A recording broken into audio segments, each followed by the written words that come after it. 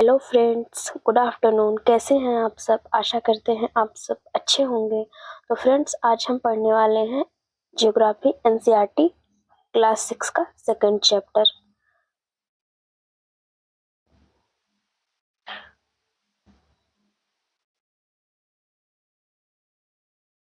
Second chapter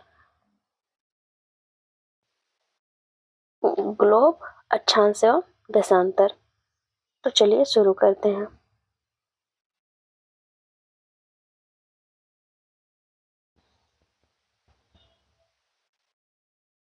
globe, अक्षांश एवं देशांतर। पिछले अध्याय में आप पढ़ चुके हैं कि हमारी पृथ्वी गोलाकार नहीं है। यह उत्तर एवं दक्षिण ध्रुव पर थोड़ी चपटी एवं मध्य में थोड़ी उभरी हुई है। क्या आप कल्पना कर सकते हैं कि यह कैसी दिखती है? इस संबंध में जानकारी प्राप्त करने के लिए आप अपनी कक्षा में सावधानीपूर्वक ग्लोब को देखिए। और ग्लोब पृथ्वी का लघु रूप से एक वास्तविक प्रतिरूप है।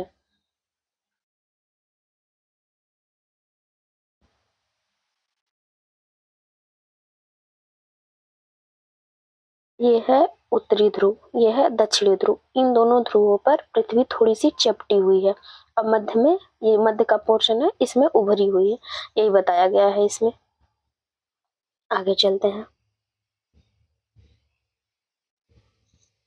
ग्लोब विभिन्न आकार एवं प्रकार के हो सकते हैं। बड़े ग्लोब जो आसानी से एक स्थान से दूसरे स्थान नहीं ले जाए जा सकते हैं। पॉकेट में रखने योग्य ग्लोब तथा गुब्बारे जैसे ग्लोब जिनमें हवा भरी जा सकती है एवं आसानी से एक स्थान से दूसरे स्थान ले जाए जा सकते हैं। ग्लोब स्थिर नहीं होते हैं। इसे उसी प्रकार घुमाया जा सकता है जैसे कुम्हार का पहिया या लट्टू घूमता है। ग्लोब पर देशों, महाद्वीपों तथा महासागरों को उसी सही आकार में दिखाया जाता है।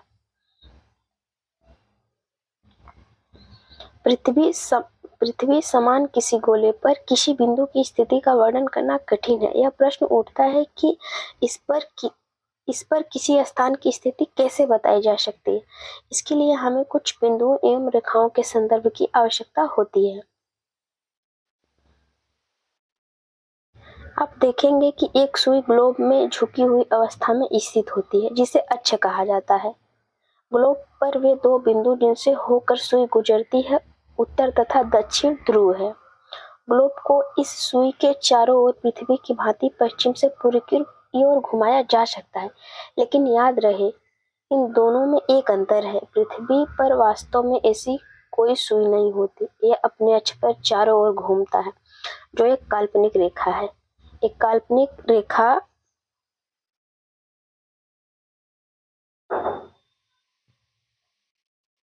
काल्पनिक रेखा जो ग्लोब को दो बराबर भागों में बांटती है,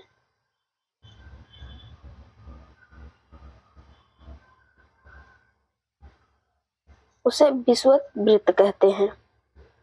पृथ्वी के उत्तर में स्थित आधे भाग को उत्तरी तथा दक्षिण वाले आधे भाग होते हैं। इस प्रकार विषुवत वृत्त पृथ्वी पर एक काल्पनिक रेखा बनाती है। यह पृथ्वी पर विभिन्न स्थानों की स्थिति बताने का महत्वपूर्ण संदर्भ बिंदु है। विषुवत वृत्त से ध्रुवों तक स्थित सभी समानांतर वृत्तों को अक्षांश रेखाएं कहा जाता है। अक्षांशों को अंश में मापा जाता है। आगे देखते हैं। विषुवत वृत्त शून्य अक्षांश को दर्शाती है, जो कि विषुवत वृत्त से दोनों तरफ ध्रुवों के बीच की दूरी पृथ्वी के चारों ओर के वृत्त का 1/4 है। इसका माप होगा 360 डिग्री, यानी 1/4, यानी 90 अंश। इस प्रकार 90 अंश उत्तरी अक्षांश एवं उत्तरी ध्रुव को दर्शाता है तथा दक्षिणी अंश दक्षिणी अक्षांश दक्षिणी ध्रुव को दर्शाता है। इस प्रकार विषुवत वृत्त को उत्तर की सभी समानांतर रेखाओं को उत्तरी अक्षांश कहा जाता है। विषुवत वृत्त के दक्षिण स्थित सभी समानांतर रेखाओं को दक्षिणी अक्षांश कहा जाता है। इसीलिए प्रत्येक अक्षांश के मान के साथ उसकी दिशा यानी उत्तर या दक्षिण को भी लिखा जाता है। सामान्यतः इसे उत्तर दक्षिण से व्यक्त किया जाता है। उदाहरण के लिए महाराष्ट्र में चंद्रपुर एवं ब्राजील, दक्षिण अमेरिका में बेला होरिजोंटे एक ही अक्षांश 20 डिग्री पर स्थित है। आप मैप में देखेंगे तो यहाँ स्थिति दिखाई दी जाएगी। कोई मैप एटलस में देखिएगा, वहां पे चंद्रपुर और ब्राजील को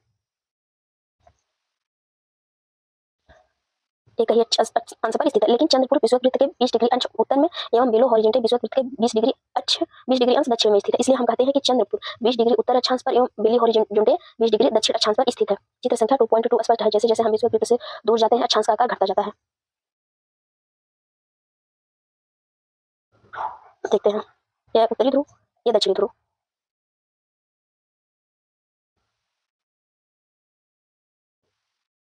ये 62.5 डिग्री है, उत्तरी शीत कटिबंध कहा जाता है।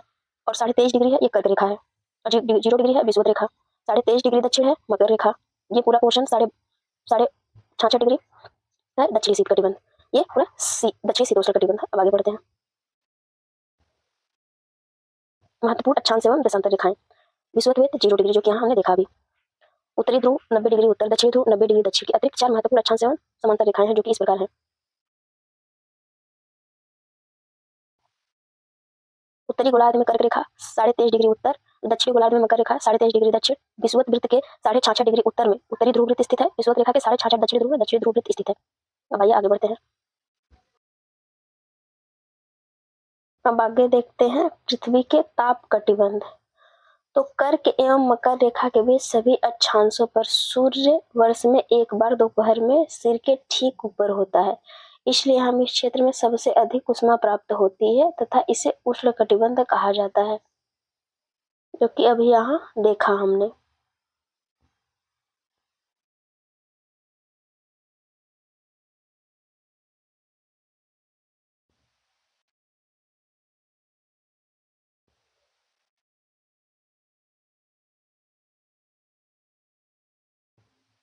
आगे चलते हैं।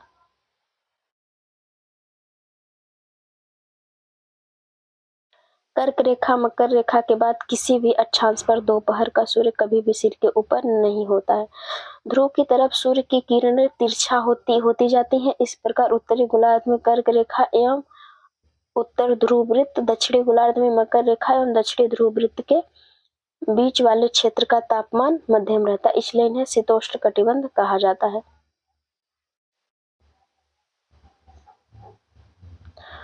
उत्तरी गोलार्ध में उत्तर ध्रुव वृत्त एवं दक्षिणी ध्रुव तथा दक्षिणी गोलार्ध में दक्षिणी ध्रुव वृत्त एवं दक्षिणी ध्रुव के बीच के क्षेत्र में ठंड बहुत होती है, क्योंकि यहाँ सूर्य के क्षितिज से ज्यादा ऊपर नहीं आ पाता, इसलिए ये शीत कटिबंध कहलाते हैं। अब आगे देखते हैं देशांतर क्या है।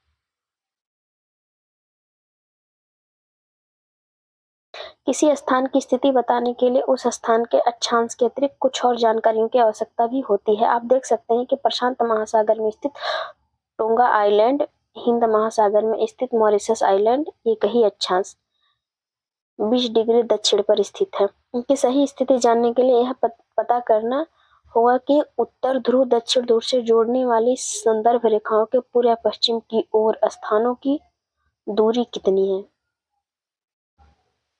इस संदर्भ रेखाओं को देशांतरी याम्योत्तर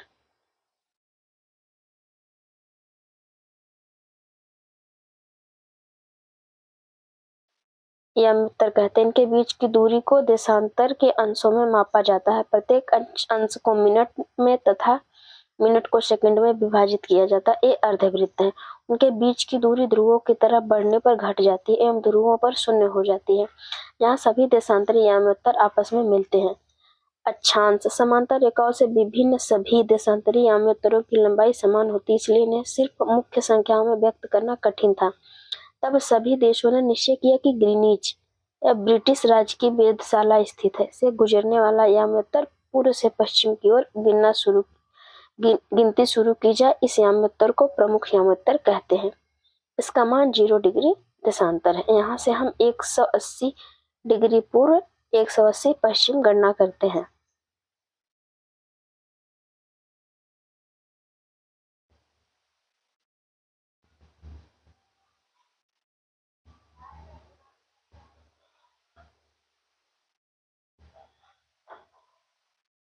अभी हमने बात किया कि प्रमुख याम्योत्तर ये है 0 डिग्री देशांतर पर स्थित है प्रमुख याम्योत्तर। प्रमुख याम्योत्तर तथा 180 याम्योत्तर मिलकर पृथ्वी को 2 समान भागों पूर्वी गोलार्ध एवं पश्चिमी गोलार्ध में विभक्त करती है। इसलिए किसी स्थान के देशांतर आगे पूर्व के लिए अक्षर पूर्व और पश्चिम के लिए अक्षर पश्चिम का उपयोग करते हैं। यह जानना रोचक होगा कि 180 डिग्री पूर्व और 180 डिग्री पश्चिम याम्योत्तर एक ही रेखा पर स्थित हैं।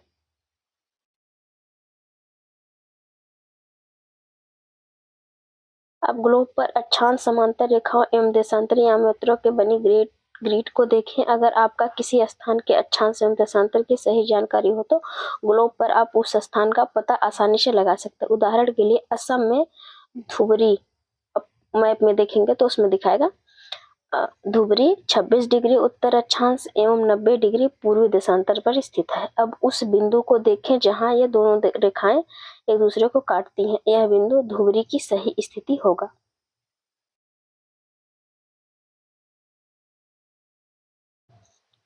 इसको समझने के लिए कागज पर समान दूरी वाली क्षैतिज तथा ऊर्ध्वाधर रेखाएं खींचिए। ऊर्ध्वाधर रेखाओं की संख्या 1 2 3 4 से तथा क्षैतिज रेखाओं को क ख ग घ अंग अक्षरों से व्यक्त करें। जिनकी बिंदुओं पर ये ऊर्ध्वाधर क्षैतिज रेखाएं एक दूसरे को काटती हैं वहां को छोटे वृत्त खींचिए। इन वृत्तों को अ ब स द ध नामों से व्यक्त कीजिए। मान लीजिए ऊर्ध्वाधर रेखाएं पूर्व देशांतरी एवं क्षैतिज रेखाएं उत्तरी अक्षांशों को व्यक्त करती हैं। इसमें आपको बताया गया है कि मतलब प्रैक्टिकल कैसे कर सकते हैं आप, तो आप उसमें देख सकते हैं, बना सकते हैं अपने हिसाब से।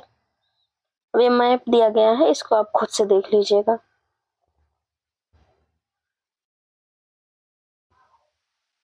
इसमें प्रशांत महासागर हो गया, ये संयुक्त राज्य अमेरिका हो गया, उसके बाद साउथ अमेरिका हो गया, अटलांटिक महासागर, ग्रीनलैंड,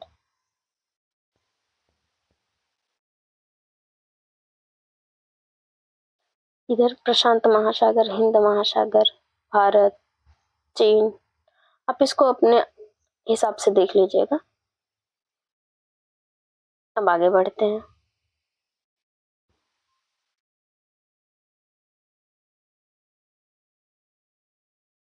अब आगे देखते हैं देशांतर और समय।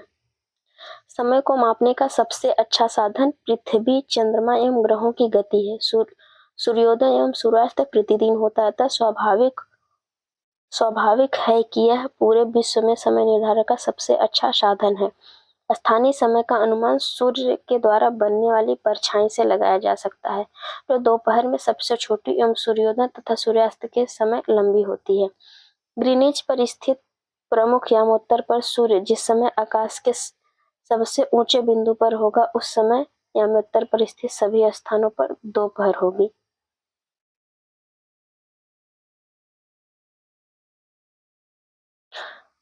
चूंकि पृथ्वी पश्चिम से पूर्व की ओर चक्कर लगाती है, अतः वे स्थान जो ग्रीनिच के पूर्व में है उसका समय ग्रीनिच समय से आगे होगा तथा पश्चिम में है उसका समय पीछे होगा।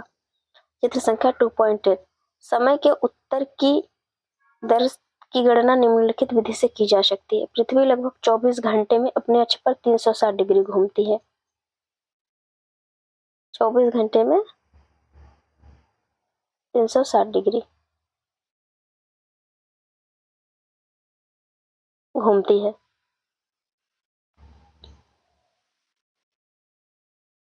वह 1 घंटे में 15 डिग्री तथा 4 मिनट में 1 डिग्री घूमती है। इस प्रकार जब ग्रीनिच में दोपहर के 12 बजते हैं, तब ग्रीनिच से 15 डिग्री पूर्व में समय होगा 60 मिनट, अर्थात ग्रीनिच से 1 घंटा आगे, अर्थात वहां दोपहर का 1 बजा होगा। लेकिन ग्रीनिच से 15 डिग्री पश्चिम का समय ग्रीनिच समय से 1 घंटा पीछे होगा, यानी सुबह के 11 बजे होंगे। इस प्रकार जब ग्रीनिच पर दोपहर के 12 बजे होंगे, उस समय 180 डिग्री मध्य रात्रि होगी।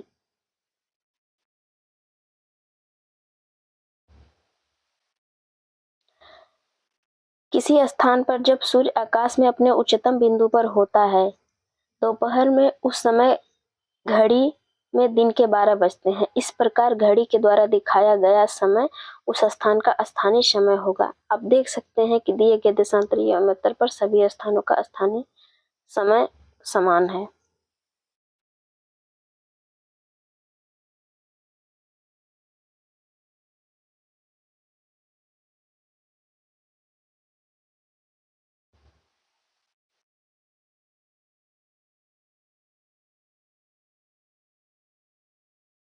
अब आगे बात करते हैं कि हम मानक समय क्यों मानते हैं। आइए आगे बढ़ते हैं, देखते हैं कि मानक समय क्यों मानते हैं।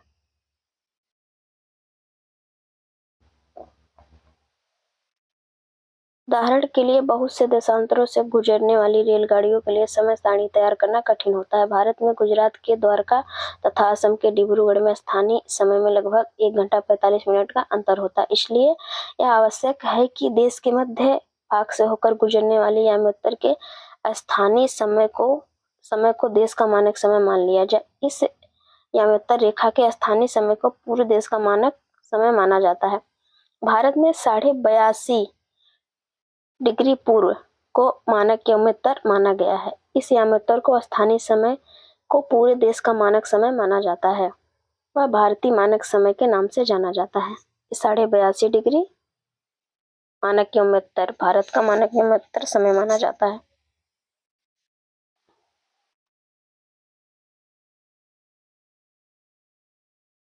कबीर भोपाल के निकट एक छोटे से नगर में रहता है। वह अपने मित्र आलोक से कहता है कि वे लोग आज रात्रि में नहीं सो पाएंगे। भारत एवं इंग्लैंड के बीच एक क्रिकेट मैच लंदन में 2 बजे अपराह्न शुरू होता है, अर्थात भारत के समयानुसार मैच 7:30 बजे शुरू होगा, देर रात्रि समाप्त होगा। क्या आप जानते हैं कि भारत एवं इंग्लैंड के बीच समय में क्या अंतर है? इसको आप कमेंट में बताइएगा। आगे देखते हैं। भारत ग्रीनिच के 82.5 डिग्री पूर्व में स्थित है। यहाँ का समय ग्रीनिच समय से 5 घंटा 30 मिनट आगे। इसलिए जब लंदन में दोपहर के 2 बजे होते हैं तब भारत में 7:30 बजे होते हैं। कुछ देशों का देशांतरी विस्तार अधिक होता है, जिसके कारण वहाँ एक से अधिक मानक समय अपनाए गए। उदाहरण के लिए रूस में 11 मानक समय अपनाया गया है। पृथ्वी को एक घंटे वाले 24 समय क्षेत्रों में बांटा गया। इस प्रकार प्रत्येक समय क्षेत्र को 15 डिग्री देशांतर तक के क्षेत्र को घेरता है। अब कुछ अभ्यास प्रश्न दिया गया है, आप इसको खुद से करेंगे। किताब पढ़कर, पीडीएफ देख करके ज्यादा समझ में आएगा। तो आज के लिए इतना ही। बहुत बहुत धन्यवाद आपका। मिलते हैं नेक्स्ट वीडियो में। Thanks for watching.